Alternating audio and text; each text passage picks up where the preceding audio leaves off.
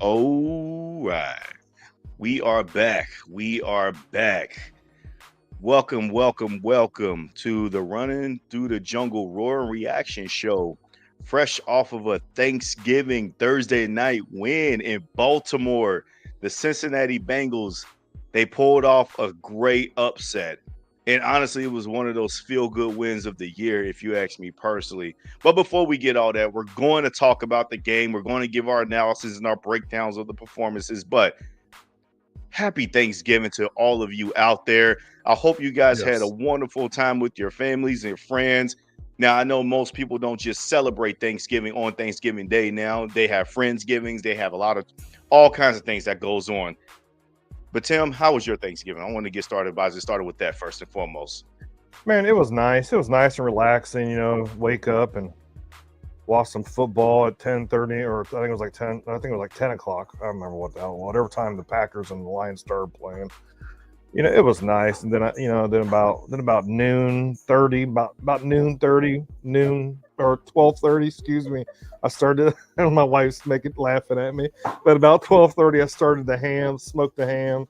But just to watch football and just relax. My wife made some good sides. I made the ham, my mother-in-law made some stuff, but it was nice and relaxed. We don't have a big old, family get together, but just to have that break in the middle, in the part of the Mhm. week though, is nice because I had to go back to work today, so it was just nice to have that time off. I was dreading going back to work, but that's besides the point.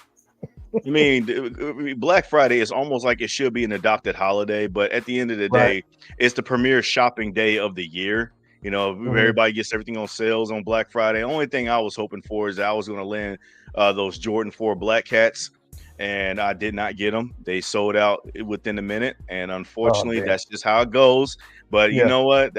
It is what it is, man. I'm sure I'm going to come across them at some point. Those are a highly coveted shoe for those sneakerheads out there. But let me ask you this question before we get into the deep dives of the game. What is your one Thanksgiving dish other than like the main course, the turkey, the ham? Other than Yeah. those, all right. What is the main dish that is a non-negotiable that you must have on the dinner table? it's not a side, it's not a main dish, it's not even part of the course. It's dessert, which is my wife's pumpkin pie. If there ain't a pumpkin pie being made either the night before or the day of, I'm hounding her, going, "Where's my pumpkin pie at?" Because I love pumpkin pie. Like, she makes pumpkin pie pretty much whenever I ask for it all year long. It's not just Thanksgiving or just Christmas or whatever. Or like my favorite thing is pumpkin pie. I love pumpkin pie. I can eat a pumpkin pie or a cheesecake any time of the year, but a pumpkin pie must be on my dinner plate, or excuse me, must be on our table and ready to eat at any time. What is the premier dessert that everybody has to have, I guess, at Thanksgivings? Now, I come from a different kind of background to where I got sweet potato pie. Sweet For potato those pie, that's yeah, watching us on YouTube, a lot of black families, we do sweet potato pie. But right. I also am a very big fan of pumpkin pie too. Like I don't really care. I don't have that kind of a preference. Me, I've also been a fan of pecan pie too. Now, a lot of people do not prefer pecan pie for some reason. I My don't know wife if it's just the loves pecan pecans, pie. but freshly homemade pecan pie Hmm. too. Not the store bought. It got to be Nope. freshly made. There is a Yep. huge difference between homemade pies and pies that just are store bought. You Right. can literally tell the difference. Like you can tell that there are creativities and recipes that people actually put out there on Hmm. the dessert table. Now, for me, my non-negotiable dessert has to be mac and cheese. Okay, now I get it. You can make mac and cheese anywhere, Yeah. but baked mac and cheese or stovetop prepared mac and cheese, one that's buttered in the dish in the tray, that is a non-negotiable. It has to be in the dinner table. Okay, Yeah. and it has to be on my plate. It's one of the first things that I make sure that I get when I'm making my first round of food. There's too much food. I ain't loading my plate like everybody else is with mountain of food on their plates. I'm not doing all of that. I'm Hmm. just going to just kind of like slow roll and slow pick, get a few of it right here, and then just go ahead and Well, just sit down and chow, and then yeah. go in back for seconds and thirds to kind of taste the rest of the meals as well too. So And and if you want to talk about, like, part of the dinner, I guess for me is homemade mashed potatoes. I gotta have homemade mashed potatoes. Not Yeah, not no damn instant potatoes. I'm talking about real mashed potatoes. They have to be. It's just a must. It's a must. yeah. Austin's art in here talking about he likes pecan and apple pie too. You know, we got was that Afton here? All right, yeah. We didn't see you in the chat in a minute. Good seeing you in the chat here. I see that you like cherry pie, homemade cherry pie. Yeah, that is absolutely incredible. Now, Mariette, we're saying store-bought crust is usually smart enough. Yeah. I absolutely agree. That is nothing but facts. That is Yeah. straight facts all day, every day. Mhm. The Quad Father stated, thanks for smacking the Ravens. Yeah, Quad, we gonna get into the Ravens loss. We gave them that L. Now you guys are watching on YouTube. We got the purple Thanksgiving background because we were the purple people leaders that night. I But we don't can know, man. also I think switch that it up has a to bit. go. That's better. Yeah, get rid of that purple Yeah. shit. We already whooped their ass. Get them hell out of here. Yeah, I think it's fair. You know, I was thinking about mixing it up a little bit, putting this Thanksgiving banner, something a little bit different than our normal running through the jungle logo that you see out here on YouTube. So I'm switching it up a little bit because, man, we just had Thanksgiving. Thanksgiving has been it was a great time with friends and family. I loved everything about it. The food was delicious. But you know what, Tim? Let's give the people what they want here for, man. The Bengals defeated the Baltimore Ravens on the Thursday night. 34-14 was the final score. It honestly should have been much worse than that if you're the Ravens. And it honestly should have been more scoring if you're the Bengals offense. We'll talk about the intricacies of the game, but I think I just want to start off by saying this. The Bengals had overcame so many different obstacles in this game. Not even just during the game, but before the game. They were already 7-point underdogs before the game even started. They then have a delayed flight to get them to Baltimore, and they get there late. Now, thankfully, they had a night game, but that stuff throws off the monkey wrench of players having to adjust themselves to game day routines. Usually, these players are very superstitious about being in their game day habits, that they got to be in bed by a certain time, that they got to do this by a certain time, or else they just won't function on game day. That stuff is a real thing for a lot of these players. It's a real concept.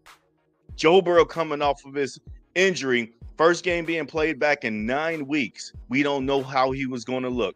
The defense ranked 31st in the NFL. You don't have T. Higgins. You don't have Trey Hendrickson.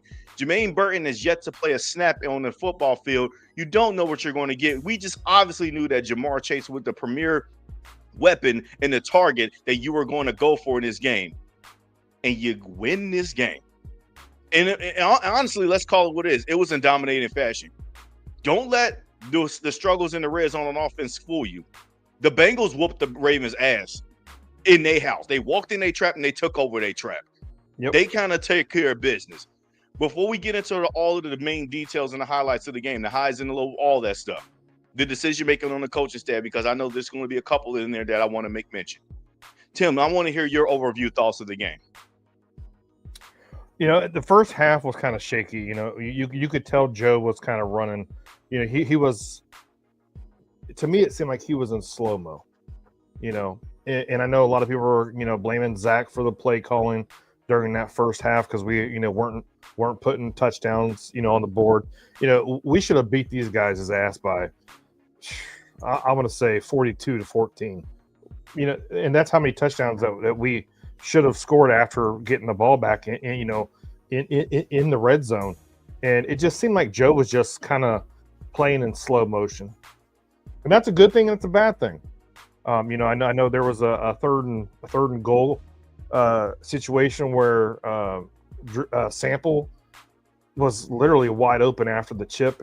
Joe could have tossed it to him for the touchdown, but instead we ended up, getting stuffed and not scoring any points that drive. But that second half, though, you could tell Joe was just clicking. He was just out there clicking, man. And he was moving faster, making quicker decisions. And it was just Joe truly started warming up. You could tell Joe was just really warming up. And I know a lot of people, were bitching about Zach Taylor's play calling and all that throughout the whole game. But to me, it was execution. That's how I seen it as. But to get into the other side of the ball, defense stepped up. They played Lamar Jackson, and the rest of that team fairly well. Yeah, there were some big plays that got turned over, and and we ended up getting the ball back, with that fumble. Some defensive penalties or some offensive penalties that were called, and it kind of just was clicking. It was finally the Bengals got the chance to see what it's like to be favored. Because it seems like whenever we're playing against another team, like we'll say the Kansas City Chiefs or the Steelers or the Ravens twice a year, it seems like the calls and just the momentum just goes the other team's way. Don't matter if we're playing at home or at their stadium, And last night, the Bengals just whooped their ass. It was just an ass whooping, and it was great to see. This was the best defense that I've seen all year long. The best defense I've seen against Lamar Jackson and the Baltimore Ravens, and Derrick Henry, of course. But they were just playing great ball. Yeah, like I said, they let some plays go, but I was thrilled. I know a lot of us, called for Baltimore to win, and I know I was one of them. I did call for Baltimore to win, but I don't care. I'll take my L on my NFL Pick'em show, and the Bengals win and beat the Baltimore Ravens at home, travel into Baltimore, at home for Baltimore, coming in on Thursday Night Football and beating those odds of, the traveling team on Thursday Night Football, usually getting their ass kicked, but last night was different. Well, guys, thank you so much for joining us. I know we got a lot of things happening on the show tonight. We got some people in the chat. We got people that's live viewing and on the show. Please like, subscribe, ding that notification bell, share with your friends. Let us know that we here, man. We're talking football today. We're going to be talking quite a bit about this Bengals dominating win over the performances of Joe Burrow, the defense, because they shine today, getting 5 turnovers over Lamar Jackson. But I do want to talk about a little bit on the Ravens before we continue here. The Ravens, it felt like that they weren't themselves for a little bit, but people were just too slow to catch up on. I think also that they was putting way too much respect on the Ravens and Lamar's record against the Bengals without really highlighting that Joe Burrow has a good performance against the Ravens too. And usually also too, that means, nobody really it's weird how that typically kind of runs down. But Lamar Jackson really didn't look like himself. And I brought that up on our normal Run Through the Jungle show when we was previewing the game. And I said to myself, I don't think Lamar is going to run around as much, even though he did a little bit last night. It was more so of the fact that I didn't think he need to, because he can kind of preserve himself as the rest of the night goes on. You got Derrick Henry, who I still feel like the Bengals couldn't stop at one point or another. He did open up the touchdown, to the first touchdown on the board, to get him on the board 7-3. And I just felt like that the Bengals defense was in for a long day after that. And I thought that everybody thought that, like, oh man, it's going to be another one of those games for the Bengals defense. But man, the Ravens offense was so far out of sync. And quite frankly, you got to tip your cap to the Bengals defense in this one. But I just also think that Lamar Jackson was also weirdly not himself. And it's been like this for 3 games in a row now. Now, nobody really cared to pay much attention to it because last week they played against the Browns, right? The Browns, they kind of gave him some fits. And if you remember the first time that they played Cleveland in week 2, they gave him fits during that time too. It just, the score just didn't look like it. 2 weeks ago. Last week they played the Jets. But me and you was on here talking that the Jets and the Ravens, that game was a little bit too close for the record that indicated like it should not have looked like that. I thought that the Ravens was pretty much gift wrap an opponent that they should have just smacked up and down the field. But they didn't look like that. For the 3rd consecutive game in a row, Lamar Jackson does not throw a touchdown pass. And now I think you start to get a glimpse of this is the Lamar Jackson you might see once he gets over that threshold of 30 and start playing in his later years, and he has to rely on passing the ball more. The value of his athleticism is going to start to subside a bit there. Would you think the same thing too, or what is your take on the Ravens here? Yeah, I just think that Lamar is, the years are starting to build up. I know he's a 2-time MVP. He broke Michael Vick's rushing record as a quarterback. and all that stuff. But that was when he was a young cat. Now he's getting a little, now age, he's getting a little bit older. But I think you're on to something, Justin. I think that we see Lamar get up in age. You're going to see him, sitting in that pocket a little bit more. Like last night, he was sitting in that pocket, but he was taking way too long to get rid of the ball or throw the ball. Way too long. And you know what? I'm going to give part of that credit due to the Bengals defense, because they weren't giving him every shot that there was. But on some of those downs, man, when you saw us stack the offensive line with 6-7 guys, the Ravens didn't have a clue what the hell to do. They were like, wait a minute, what the hell is Al Golden and the Bengals doing? Yeah, it's not Sam Hubbard back there. Yeah, and let's not forget, Al Golden likes to play man-to-man defense and stack that offensive line with 6 or 7 guys. Hey, that was the formula to beat the Baltimore Ravens and Derrick Henry. But honestly though, I think you're onto something with Lamar Jackson, and he might still be dealing with some injuries too as well. He might be. And I think that there's still a chance that he's been beat up a little bit. He got a knee, got a thigh, got a toe. He just kind of had like this weird practice schedule to where like, all right, he ain't really practiced. He's like maybe 1.5 days of practice or whatever. But like this has also kind of been the norm for him. Like, I'm not putting too much stock into that, but I'm going to start paying attention to that a little bit more, just because it's like I'm not starting to see the same Lamar here. And I think people are just not catching up to speed. But it was on full display on Thursday night that, I think that the Ravens are in a little bit of trouble here. Now they got an upcoming game against the Steelers at home. They can win that. But they got a game against Pittsburgh at home. Then they got to go back on the road to the Cincinnati Bengals, back in Cincinnati this time. Now, before the year we even started, when we had the schedule released, all the Bengals fans, including myself, we were up ad nauseum talking about, man, how much we hated that we had the schedule of Baltimore, Buffalo, Baltimore. One of them being on the road at Thanksgiving night, a death sentence for many NFL teams. And we all thought the same thing, too, that this was death sentence. But you know what? Finally, the Bengals get the monkey off their back and winning their road primetime game in Baltimore. It was so frustrating for the last 4 years having to watch this game in their house under the lights, and they get all of the theatrics, and we had to be the opponent. And it was always frustrating because it's like we will play well enough to win these games, but we just don't win. Now it was one of those words that it finally all kind of came to a culminating effort. And I hope, and I'm speaking to Mike North, the one that helped create the NFL schedules, I hope this will be a lesson to you that this game right here, let's put this in Cincinnati next year, okay? Yep. Let's go ahead and do that next year. Get us a primetime game in Cincinnati against the Ravens. You already did us a favor with Pittsburgh on Thursday night, and we appreciate that. But forget Pittsburgh. Almost dropped that. Almost did it. But anyway, he almost dropped it. Man, I almost did it. But you know what? I'm not going to do that. But anyways, guys, thank you so much for joining us. What we're going to do, Tim, is we're going to take a little quick break. Okay, we're going to take a little other break in the action. Then what we'll do, we got to assess the play of Joe Burrow. We'll get into the defense in our game balls before getting up on out of here, okay?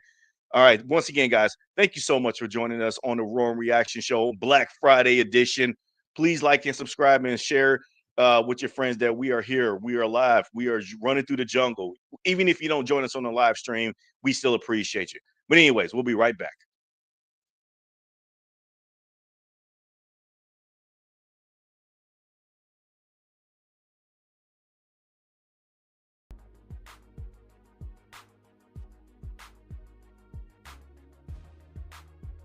All right. And we're back. Look, we got to get into the comments. We got to get to the comments here.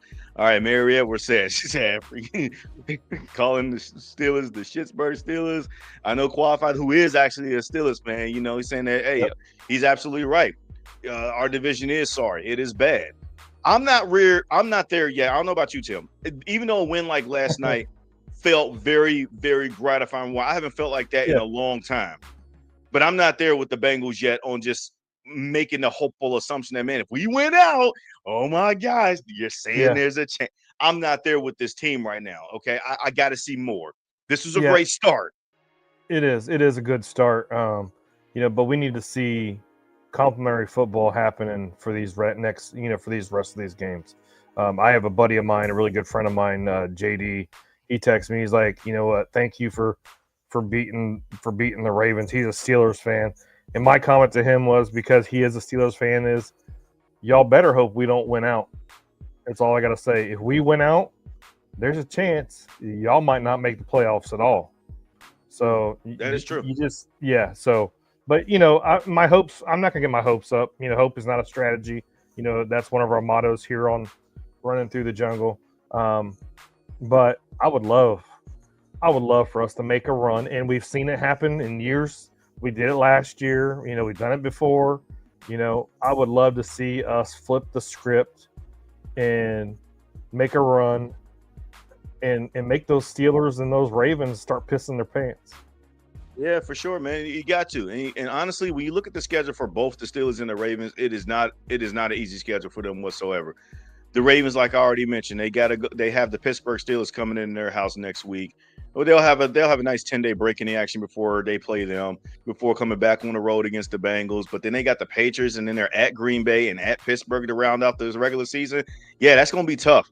That's going to be tough for them, because that could give them double-digit losses if they're not careful. Okay, so and the Steelers, they also got to gauntlet themselves as well too. I mean, lucky for us, though, we don't have to play them in December. We already got our 2 games out the way, but they still got to see Cleveland another time, and now they got 2 games against the Ravens. Now, one of those games in Week 18 is at Pittsburgh, so who knows what that implications are going to turn out to be for that one. But at the end of the day, man, it's going to be a tumbling down the stretch for all the teams in the AFC North. And yes, I'll even include the Browns in there, because at the end of the day, they might feel some hopeful with Shedeur Sanders starting at quarterback. Myles Garrett is playing like Defensive Player of the Year already. And so I'm not leaving them out, even though I'm not really all that serious about them. All right.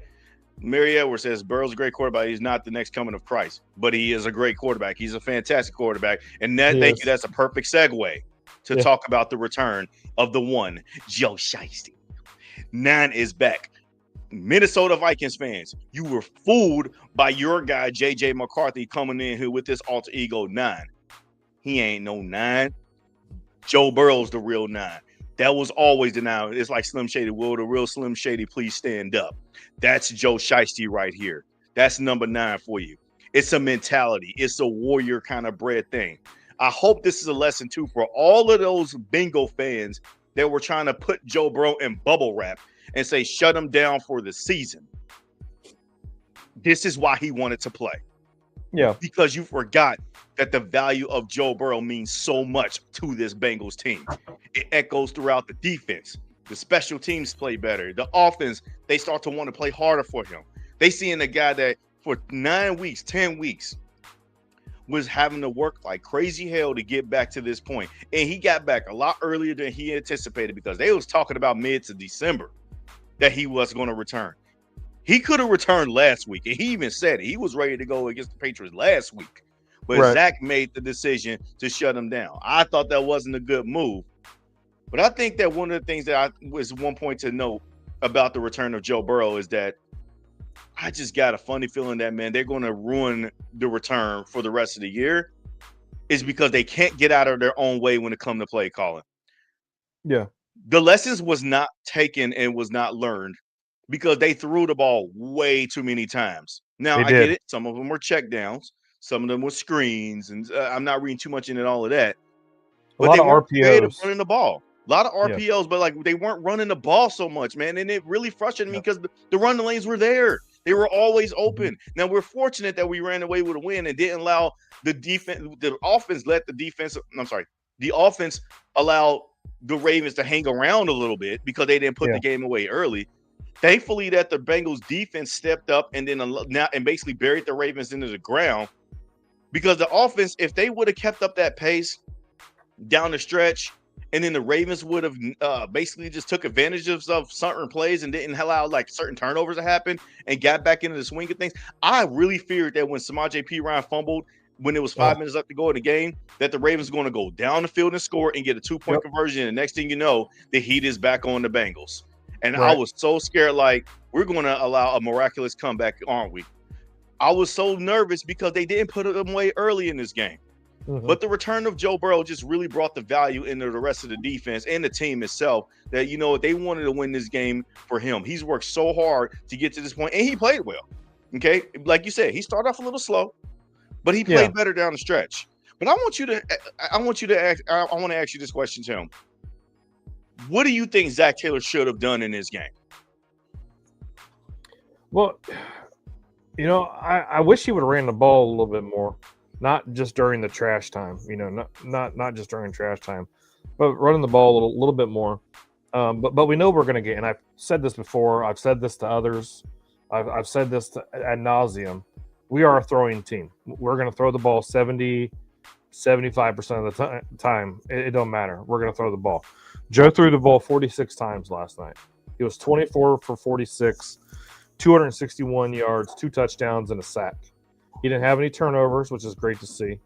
But we're going to throw the ball. With Joe back in the lineup and his return to the field, what do you think was going to happen? Like, honestly, you know, as I'm not asking you this, Justin, I'm asking the audience and the rest of the Bengals Nation is, what did you expect was going to happen? We're going to throw the football. We're going to try to capitalize, try to get Ja'Marr Chase the football and company, you know. But Joe's numbers should have been a little bit better. You know, there were some drop passes here and there. Tinsley, man, if Tinsley would have caught some of those passes, bro, Joe's stat line would have been a little bit more. It probably would have. It would have been over 300. Over 300 yards. It would have reached over. It would have definitely been over 300. Yeah, definitely. But you know, for real. But Tinsley's finally, you know, getting his time on the field, which was great to see him on the field. But anyways, but Joe, you know, I wasn't expecting anything less. I was like, man, we're gonna throw the ball. We're gonna throw the ball. And but also is when I made the comment of we did a lot of RPOs. I don't know if you guys know what an RPO is. It's a run play option. So you can run the ball or you can pass the ball. And if Joe doesn't think X, Y, and Z is there, he's going to hand it off to our running back, or he's going to make the quick slant throw or whatever to Ja'Marr Chase or whoever's open.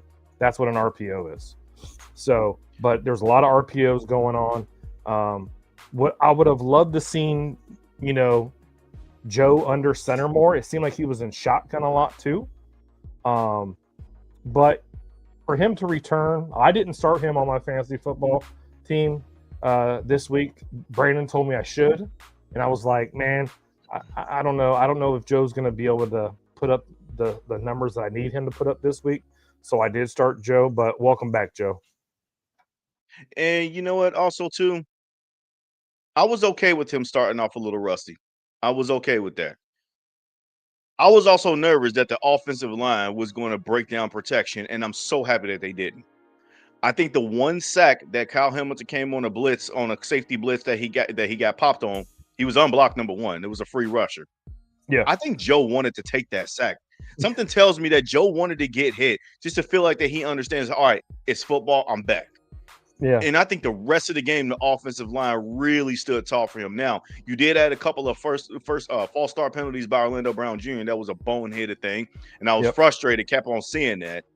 But I thought that the overall, man, I really liked what I've been seeing for this offensive line. And for those that tuned in to our Running Through the Jungle preview show, one of the areas of opportunity that we thought about what this offense could do is that they could build off of the legacy, basically the performance of what they did last week and the weeks before when they had Joe Flacco under center.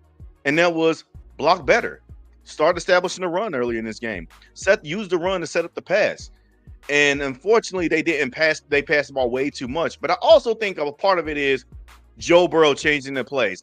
Too many times I did see him start under center, and then he's going can because, you know, he's changing. He sees a certain look that he likes, and then he's comfortable enough to be able to go back in the shotgun and change the play up. I did notice quite a bit of that. So that's why I'm not really super frustrated on Zach Taylor, but I also think that Zach Taylor has to do a due diligence to protect his guy on the football field here. This is your first game back. I get it. It's the Baltimore Ravens is on the road. But you have to be able to play sometimes within the structure of the offense, because I'm going to do what I can to make sure I keep you upright and then not taking free hits at you. But also, Joe Burrow is like, I also know how you call plays, and I ain't scared of this team. You can't be scared of going against the Ravens defense, because they're one of those defenses that if they sniff blood in the water, they are going to pounce. And that's what happened on that Andre Yoshivas touchdown throw that Joe Burrow just, planted his back right foot, just hitched up in the Beautiful. pocket real quick, just lays it a beautiful throw across the middle to Andre Yoshivas in the end zone. But if you would have watched the film real closely on it, the Ravens pass rush, man, if the protection didn't hold up so often, that could have ended Joe in a got sack hit. or Yeah. incomplete. Yep. Or him to try to run and then create out of structure and maybe throw an incomplete pass and get hit along the way. Because the Ravens defense likes to confuse you on that. But Burrow was smart. He understands how to play the Ravens. And that's why I also think part of this is much more subdued to the fact that he's comfortable in playing the Baltimore Ravens. He knows what he's going to get for that team year in and year out. And quite frankly, man, you can't say enough about the job that he did coming back in the action on the road in that hostile environment. Dude, them fans emptied the stadium by midway through the fourth quarter, bro. They knew it was over after that Lamar pick to Demetrius Knight. Yeah, it was definitely, it was definitely just over. They started leaving, and I was just like, oh, well, this is over with. But it was just nice to see that Joe only got hit once. He did run one time, and he did do a QB sneak. So, but it was just nice to have him back. It's always nice to have your QB1 back. It certainly is, man. And we can talk about Joe Burrow all day. We'll have plenty of the rest of the games for the rest of the season to talk about him again, barring any injury. Let's acknowledge that the injuries can happen, obviously, in this game of football. But you know what the story of the day is, Tim. Obviously, we appreciate the value of Joe Burrow, but the defense, we got to tip our cap so far to the defense, man. 5 turnovers, 3 sacks on Lamar Jackson, Joseph Ossai had 2.5, and 1 interception, 2 fumbles. Now, I will question one of the fumbles because it did look like an incomplete pass, but I guess that they kind of implemented a little bit of that old Tuck rule thing, and they ruled it a fumble. Yeah, that it was because of when his follow through went through, he went down. He was like, "Oh crap, I don't want to throw it," and he brought to tuck it down, and it was considered a fumble. I kind of see it. But I'm not I'm not a ref. I don't know. Look, I was of the camp where I was thinking like, look, bro, it's an incomplete pass. It's clearly incomplete. His arm was going for it, and the ball slipped out as it was going for it. I was thinking that it was an incomplete pass, but they ruled it a fumble, and I was like, well, the ball literally slipped out of his hands. So I can see why they ruled it a fumble too. But it's one of those things where, like, if they would have overturned and ruled it an incomplete pass, I wouldn't have been upset. And I would have understood completely because he had forward motion with his arm, so it was understandable. But I want to put one thing in there about this one of the turnovers, the fumble that Ossai recovered. I still think that was an interception because if you look at the very first fumble that Lamar had. Caught it. Yeah. Because Ossai actually caught it before it hit the ground. Yeah. But if you've seen the way he threw it, well, whatever the hell he did, to me, that was an interception. But hey, interception, fumble, whatever, it's still turnover, 5 turnovers. To see this defense actually just step up and shine and, and create havoc for Lamar Jackson. And he was just, I think those 5, not just the 4 turnovers before the interception. Lamar was just uncomfortable the whole game. Absolutely, man. And I also been critical of Al Golden all season long, and he's deserved all the criticism, just like everybody else on defense. I still am not fully sold that this defense has turned over a new leaf, but I will acknowledge since the bye week, they've actually played better. And last night was a game that the ball literally bounced their way. Okay. But I will tip my cap to Al Golden because Lamar Jackson was going against the Ravens Lamar Jackson was going against the Bengals like this was the last year's Bengals defense. The stats were basically similar, and then he was looking at, just because some of their personnel might be different.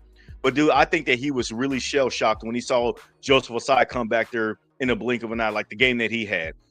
Yeah. And the way that how Myles Murphy had the closing speed when he was trying to break contain on the outside, but then Myles Murphy closed it off and then was able to stop him for no gain. I think he was taken back by that. Barrett Carter needs some work, but I think he'll be fine.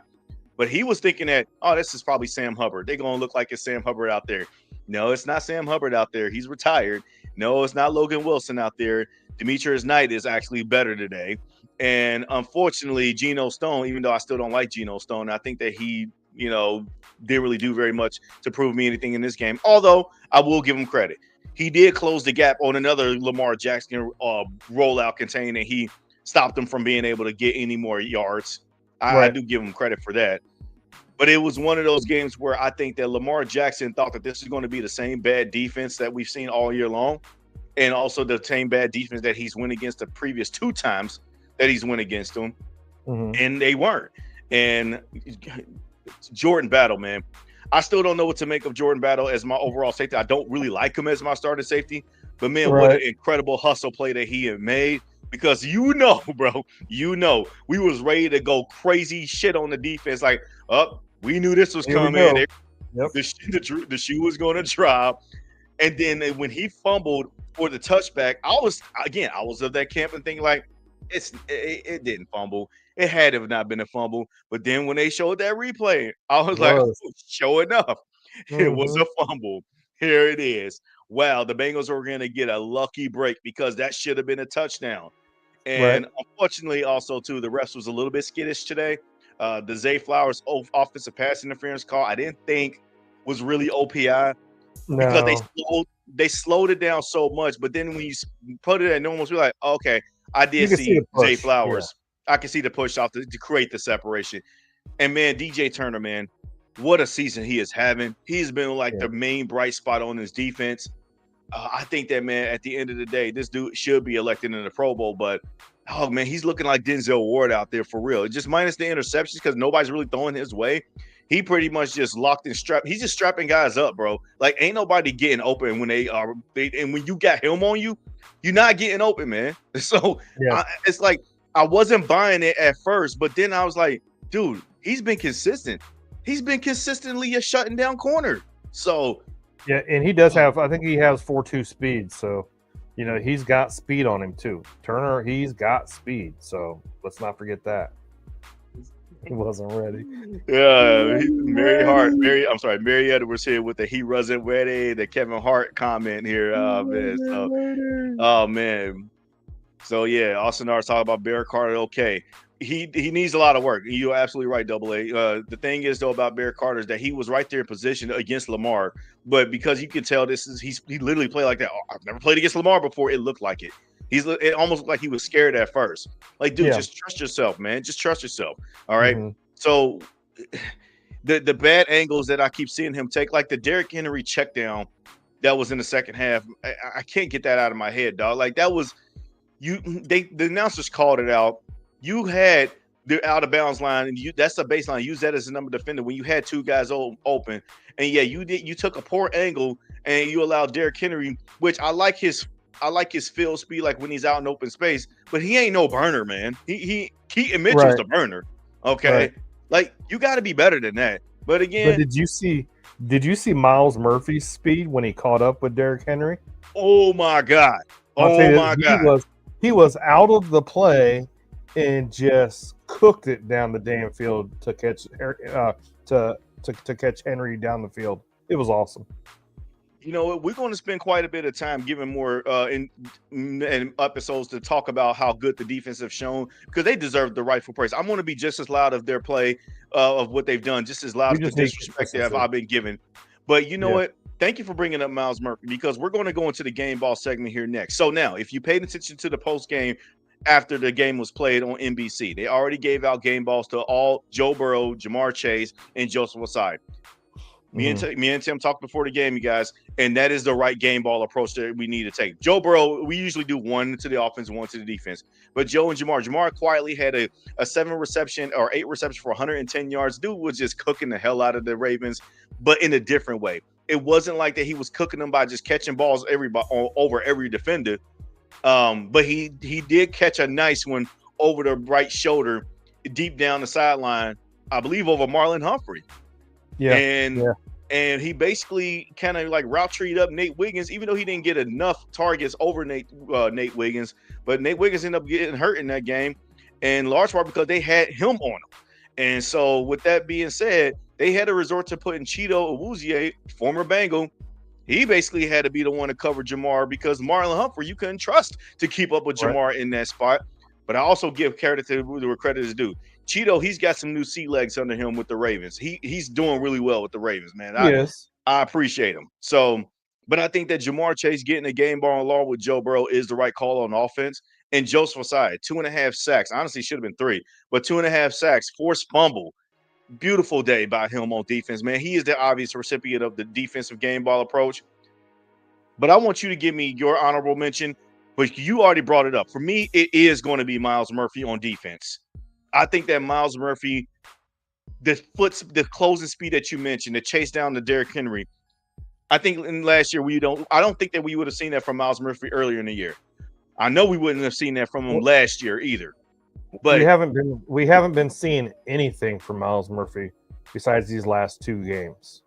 Facts. He was also the reason why Demetrius Knight got an interception. It was he's the pass deflection was because of Myles. It was because of Myles Murphy. And that was the thing that I was the first time, and when it landed in Demetrius Knight's hand, I knew that ball was tipped. Because if that ball wasn't tipped, that would have floated right over the linebackers, and he would have got an open space to the tight end in the end zone. I saw the film. I know what I was going to watch. But it was Myles Murphy that made that tip. I didn't know who it was at first, but the minute that ball went in there, I said, who tipped that? Who caused that interception? And it was Myles Murphy. And I thought it was B.J. Hill for a second, but no. Myles Murphy stunt up the middle, got the hand up. That's why he's my honorable mention, man. Like, and I've been critical of these guys. I've been really critical of these guys, but I'm literally paying my respects to them. Yeah, and we have been when we've been really critical. We've been beating these guys up every week, every season. Like Myles Murphy, he's been getting beat up by us for the last 2 years. You know, and then Joseph Ossai. I know if I remember correctly, Justin, and I might be wrong. You were pretty hard on Joseph Ossai, and you weren't sold on him. For sure. Yeah. Absolutely. So, I will 100% admit that. Yeah. When we re-signed Joseph Ossai, if I remember correctly, you were pretty – I was not a fan of it. You were not a fan of it. I was not a fan of it. I was not a fan. And you know, the thing is like here's the deal, everybody. Like, I'm not sold on this Bengals defense. I'm not sold on this Bengals team. My expectations are still low. But if we keep seeing these sparks and us winning these games, I just need to see consistency, especially on the defense. The defense side of the ball, we need to see consistency. And you know, if Al Golden keeps calling that defense the way he has these last 3 weeks, and I know a lot of you, and I'm not going to mention anybody's names, Austin are, you know, saying, "Oh, the Bengals defense is trash" and all this other stuff. I'm gonna tell you this right now. In the last 3 games, we've allowed 20 points or less. The last 3 games. That's a big improvement. That is a huge improvement. That is that spark that us Bengals fans need to honestly see. We need to see that. And the way that the Bengals defense played against Lamar Jackson was fabulous. Now we're going to the Bills, Buffalo next week, and then we see Lamar again. If we can keep this up, I'm good. I'll be good. So you brought up my criticism of Ossai when the offseason happened. And I ain't going to lie, I still have my reservations out even after last night's game. But what I saw last night from both Murphy and Ossai was I was like, this is what we should have seen all along, okay? What I saw from both of them last night should have been what we should have seen last year, 2023, and this year. This is what we should have seen all along to make you feel good about if you were not going to bring Trey Henderson back, because you would have known that your future would have been in place, and you would have not even need to spend a first-round pick on Shamar Stewart, who we haven't even seen on the field yet, like that for real. But this is what I wanted to see from them. I still need to see more, okay? I still am not 100% sold, but I'm not also going to get out in front and think like to myself, like, oh, Joseph Ossai, man, he's going to demand the bag in the offseason.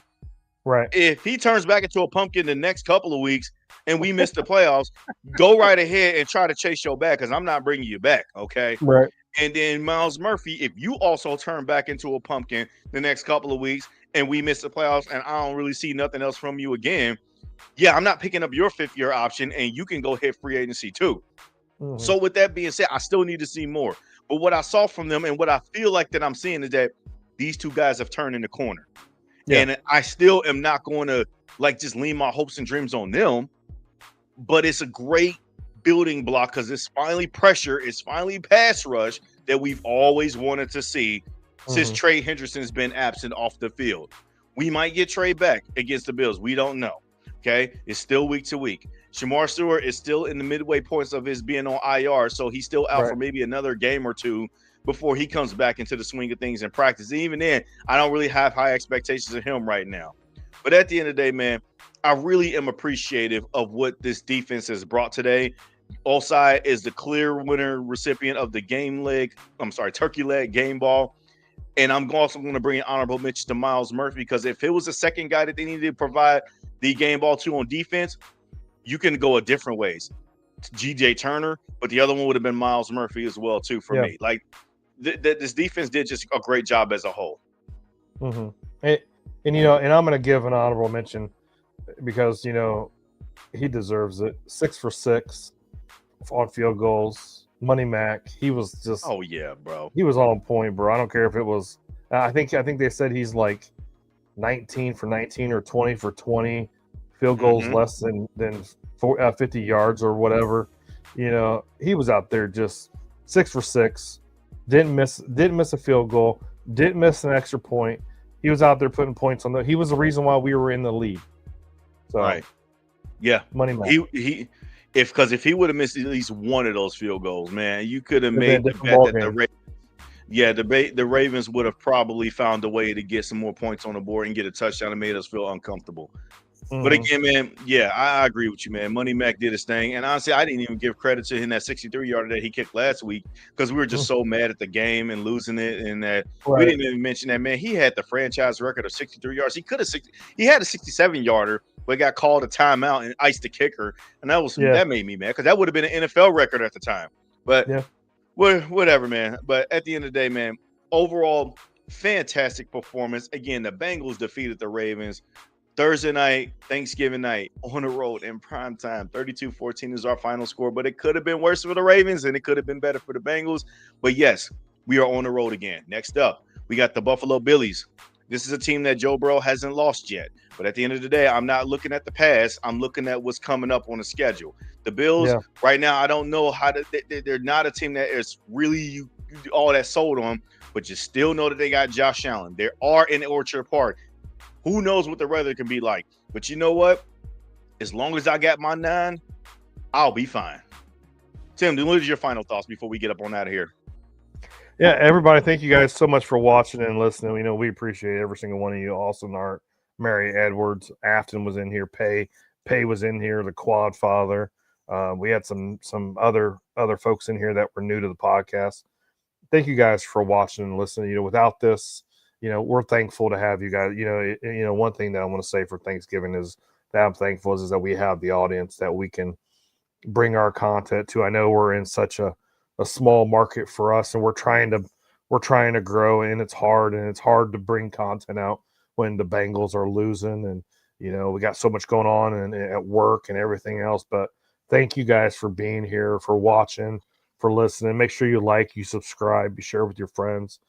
Justin, again, as always, thank you for you've been doing the hosting for our roaring reactions, which is great because it kind of gives me a break too, and it gives Brandon a break, and but thank you for being, for always being here, bringing that great knowledge. You have this, and I'm gonna tell you this, guys, right now.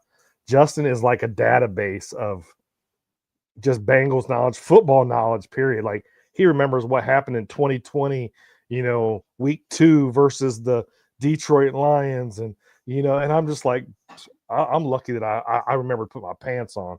But anyways, thank you guys for watching and listening. Have a great rest of your weekend. Let's go Irish. Hooday.